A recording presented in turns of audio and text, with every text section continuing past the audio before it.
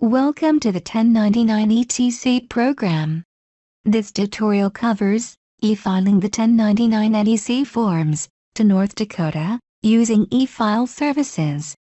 To begin, the pair ABC payroll has been created, and the 1099 NEC form data has been entered. This is the main menu. To continue, select e-filer.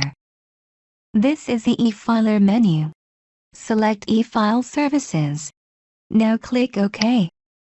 In order to use the e-file services, you will create an account with a user ID and password. The user ID can be up to 30 characters in length. The password must be at least 10 characters in length and include one uppercase letter and one number. This information logs you into the third-party system so that you can submit the information for processing. The login information that is entered should be for the user that is submitting the data. All fields in red are required, the others are optional. You can also elect to remember password so that you will not be prompted to enter it during the e-filing process. The transmitter is the person that is submitting the file, not the company that is being submitted. Fill out all of the required fields and click Submit.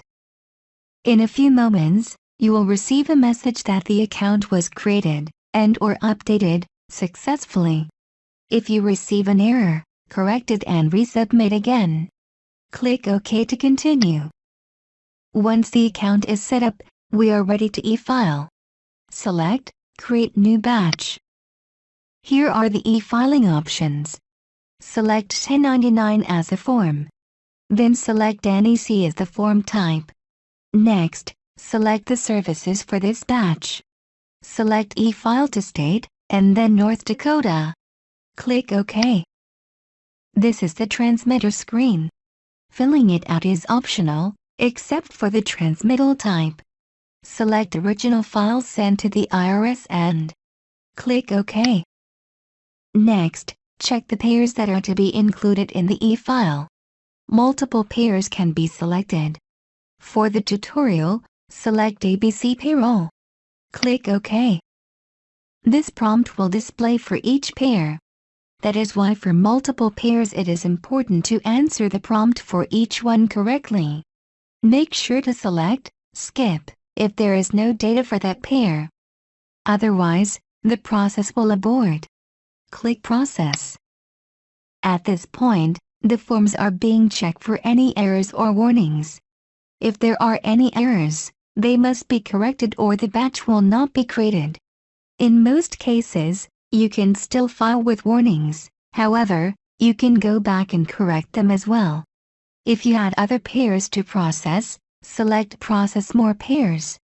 This will take you back to the Select Pair screen where you can select other pairs to include in the file. Be very careful when selecting pairs. If you accidentally select one that is already in the batch, the data will be duplicated.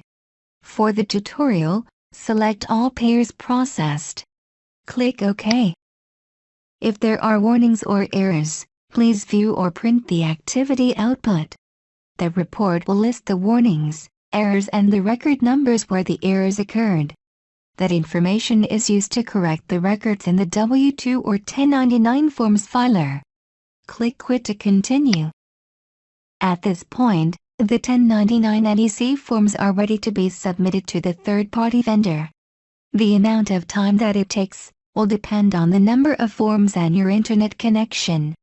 After clicking Start, the forms will be checked for errors. Click Start. If any errors are found, you will get this message. The e-filing process is aborted when errors are found. All errors will need to be corrected. To view the errors, click OK. This is the error screen. The errors will be listed at the bottom. In this example, the pair address is missing the city. You will need to quit the e-filer at this time, and go into the W-2 and 1099 forms filer and enter the city on the 1099 form. Then restart the e-filing process again. Close the error screen. When there are no errors, the forms will be assigned a batch ID, In this case, 1409759. Its status is unpaid. At this point, the third-party vendor has the forms, but until the batch is paid for, it is not sent to the state. Please note that the per form charge varies year to year. The cost in the following screen are examples only. To view the current per form charge, please review the e-file services pricing guide on our website. To pay for the batch, check the box beside the batch number. Click Pay Selected Batches. If the batch is ready to be processed, confirm that the batch number is correct. Once Yes is clicked, the batch cannot be cancelled. Click Yes to continue. If the payment information has not been set up, the credit card information will need to be set up on a secure website. Click Add Card. You will be directed to a secure website to set up the credit card information.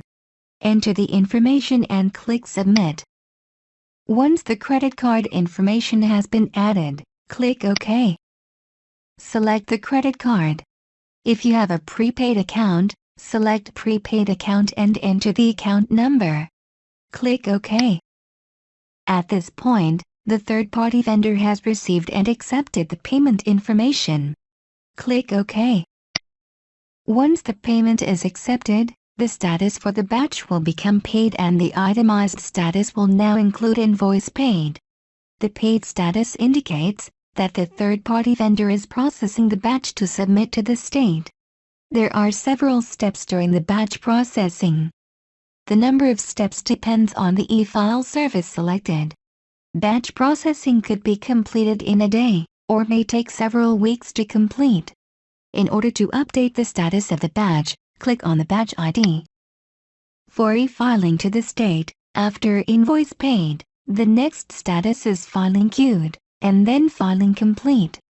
Filing complete indicates that the state has the batch. The batch processing is complete. That is the 1099 e-filing services process. For further questions, please review the frequently asked questions on our website. Technical support can be reached by email, fax, chat or phone.